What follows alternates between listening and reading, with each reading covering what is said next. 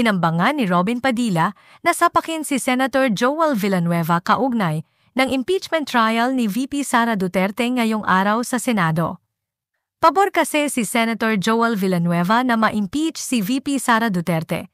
Ngayon araw sinimulan na ang impeachment trial ng Senado kay VP Sara Duterte.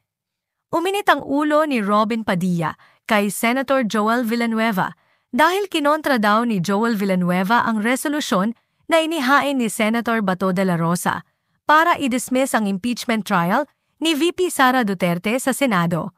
Masugid na taga-suporta kasi ni VP Sara Duterte sina Robin Padilla at Bato de la Rosa, subalit naginit ang ulo ni Robin Padilla at muntik na nitong sapakin si Joel Villanueva na kinontra ang inihain resolution ni Bato de la Rosa para ma-dismiss ang impeachment trial ni VP Sara Duterte. Makikita sa video na nagkainitan sina Robin Padilla at Joel Villanueva. Makikita sa video na tinangka ni Robin na lapitan si Joel Villanueva para sapakin, sabay sabi na, "Oh, ano?"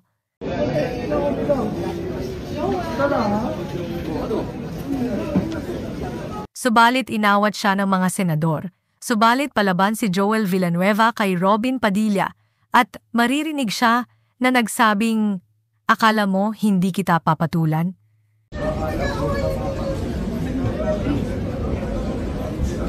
Binigyan diin ni Robin Padilla na wala daw magandang maidudulot sa bansa pag na-impeach si VP Sara Duterte.